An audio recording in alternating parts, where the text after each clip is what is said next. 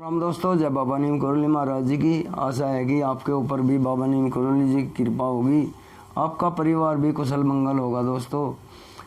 दोस्तों आज मैं आपको एक लेख पढ़कर सुनाऊंगा, इसे सुने। इसका शीर्षक है दान का अर्थ, और दान हमें कैसे करना चाहिए और क्या भाव हमारे होने चाहिए दान करते समय, और किसे हमें दान देना चाहिए और किन परिस्थितियों में हमें दान देना या नहीं देना है, ये इसमें बताया गया है दोस्तों। दोस्तों प्रार्थना है कि चैनल को सब्सक्राइब अवश्य कर लें, ताकि आपको लगातार धार्मिक वीडियो मिलती रहे, धार्मिक ज्ञान का अपार भंडार मिलता रहे दोस्तों। तो अभी शुरू करता हूँ। दान का अर्थ। हवन और दान कभी नष्ट नहीं होते, दिया जाए पर उसका हिसाब ना रखा जाए, सही दान है। अर्थात हम किसी की भी किसी प्रकार की सहायता करें पर उसके बदले में कुछ ना चाहें, यही दान का वास्तविक स्वरूप है। देना ही दान नहीं है, देने के पीछे हमारी भावना क्या है, यह मुख्य बात है। किसी की स्वार्थ या प्रेम, अपनत्व या वापस लेने से प्रेरित होकर देते हैं तो वह दान नहीं है। निष्काम, निष्कपट, निस्वार्थ एवं निर्मल भाव से दान की क्रिया को दान कहते हैं।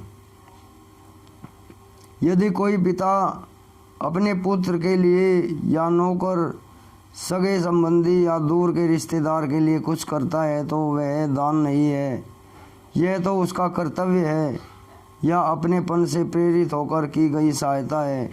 किसी को कुछ देना दान है कि नहीं, इसका निर्णय दाता के मनोभावों पर निर्भर है। दान का महत्व। मनीषियों ने संसार को अक्षण भंगुर कहा है। प्रत्येक जड़ चेतन सब एक न एक दिन नष्ट हो जाएंगे, परंतु दान को संसार में अक्षय कहा गया है। सब नष्ट हो जाएगा पर दान कभी भी नष्ट नहीं होगा।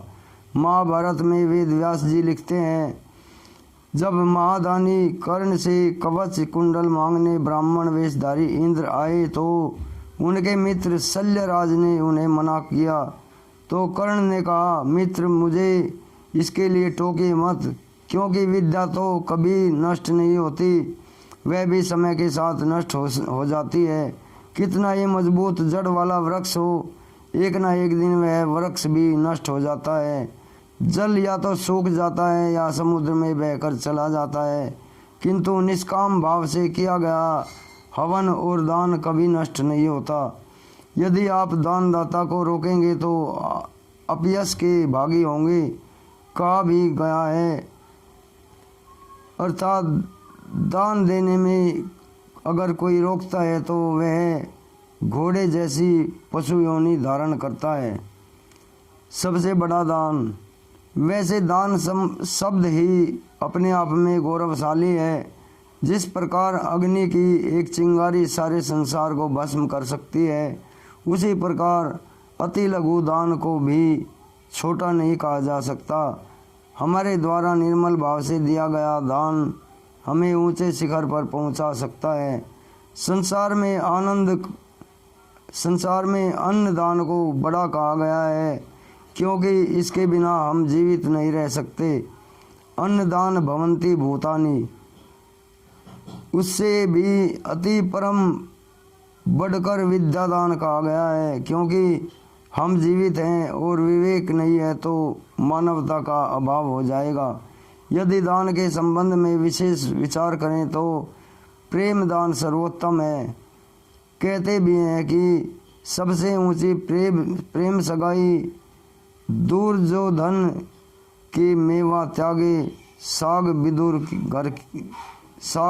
घर खाई। जिस जीव में प्रेम भाव उत्पन्न हो गया, समझिए उसने सबको जीत लिया। प्रेम के वश में सारा संसार है। दान किसे दिया जाए, दान किसे दिया जाए, यह भी विचारणीय है, क्योंकि कोई भी दान तब तक सार्थक नहीं है जब तक उसका संपूर्ण उपयोग ना हो। इसके अलावा वस्तु की उपयोगिता आवश्यकता निर्धारित करती है। जैसे किसी को जोरों से भूख लगी है और उसे स्वर्णाभूषण दान करे तो यह कहाँ तक ठीक है। हमें ऐसे सुयोग्य पात्र को दान देना चाहिए जो उस वस्तु का या राशि का अधिकतम उपयोग कर सके। इनके संबंध में कहा गया है, जिस तरह समुद्र में वर्षा वृथा है, तृप्त आदमी को भोजन कराना वृथा है। दिन में दीपक का प्रकाश निष्प्रयोजन है, उसी प्रकार धनी आदमी का या कुपात्र को देना दान बेकार है। जिसे जिस तरह की आवश्यकता हो उसे उसी प्रकार सहायता प्रदान करना श्रेष्ठ है। तो दोस्तों, ये आपको कैसा लगा आपका आज का प्रकरण, इसे बताएं। ये इसमें दान के बारे में ही लिखा गया है, दान हमें क्या देता है और हमें दान कैसे कैसे किस किस स्थिति में और किसे करना चाहिए। तो दोस्तों, अब इजाज़त लेता हूँ दोस्तों। कल फिर आपको श्रीमद् भागवत गीता का